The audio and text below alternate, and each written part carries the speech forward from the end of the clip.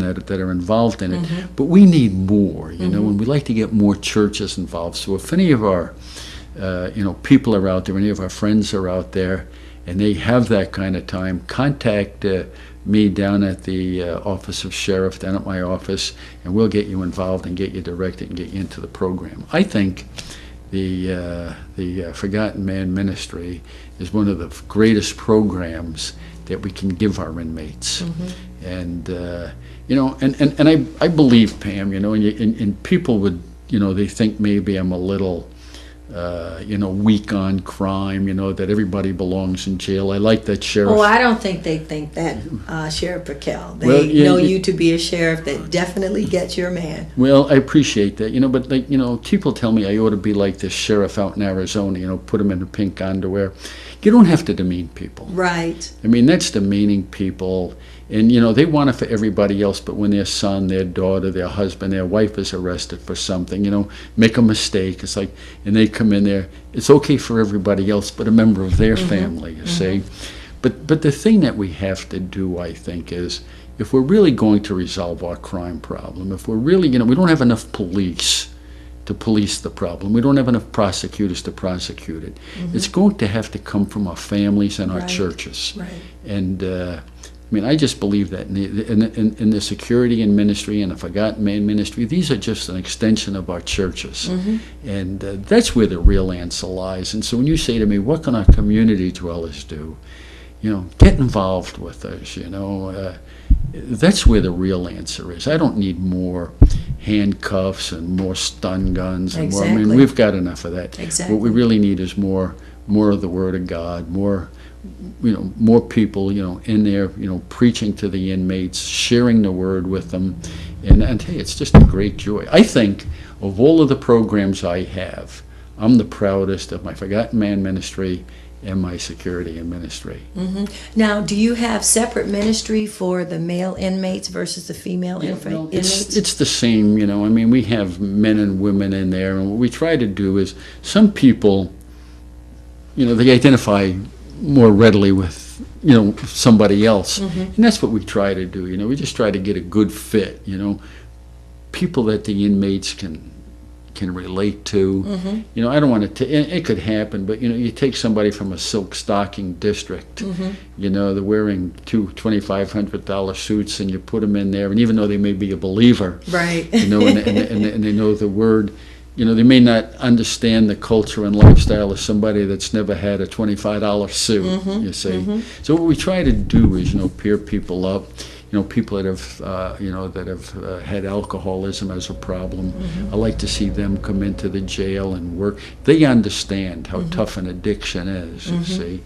And we've got, hard for you might to believe this, Pam, the average educational level of someone in the county jail is the 9th grade. Really? Yeah. Wow. Now, how do I know that?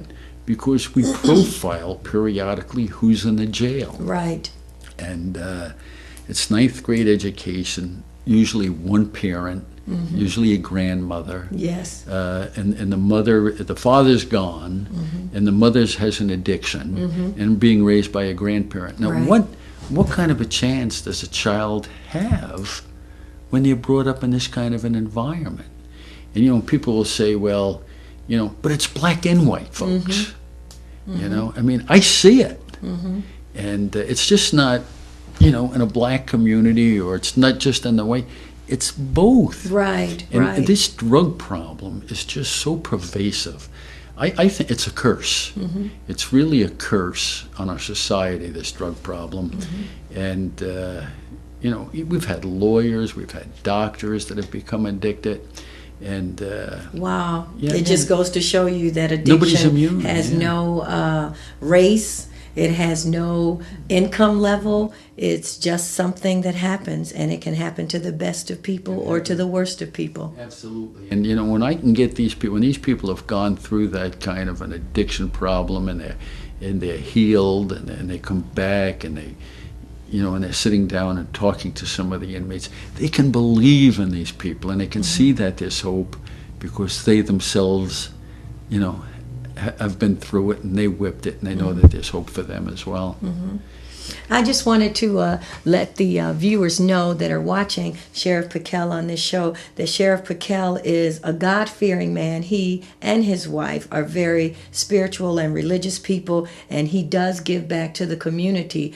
Sheriff Pickell was one of our sponsors for Families of Murdered Children Support Group Picnic, and we appreciate the help that you give us for the picnic with the youth. We also appreciate you allowing us to be to come to your place to help the victims' families when maybe they don't have the dialogue, due to the grieving, to allow us just to come in and have that open door policy with you. So, Sheriff, I just wanted to make sure that the viewers understand that your jailhouse ministry, real quickly if you can tell us, and the mentoring program is kind of one and the same, because the people that do the ministry wind up doing the mentoring, and then those people come back in and they help other people, and it's like a domino effect of helping people. You said it better than I can, Pam. And I'm just, one of the things I heard Joe Wilson, my predecessor, who was the sheriff, on the last day that he was in office, the reporter said, "What are you going to miss most?" And he answered, "I'm going to miss helping people." Yes. And I really didn't quite grasp the answer, but now that I've been the sheriff, I know what I'm going to miss the most, helping people. It's not about, you have to put people in jail. I mean, it's part of people that commit crimes and violent crimes, but you help more people over the hall that have problems, and you're in a position to do it, and that's what I'm going to miss too. Well, I want to thank you being a part of Families of Murdered Children Support Group, and also thank you on behalf of our founder and director, Miss Wanda Pierce. Viewers, we've had our wonderful esteemed sheriff in the studio tonight. He's a part of the dynamic duo in Genesee County. Sheriff Pickell will be coming right up next with the other member of the tag team, Prosecutor David Layton. When people come together for the good of the community, they are on common ground. Thank you for watching. Good night.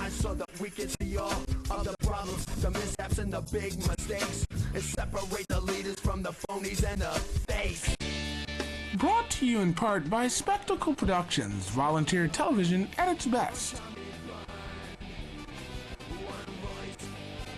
And the Paul H. and Angela R. Herring Fund, determined to make a difference. Also by the Juneteenth Committee, asking African Americans to join the village, and the Kwanzaa Committee, asking residents to bring the holiday home. The views expressed on this program are not necessarily the views of our volunteer staff and or supporters.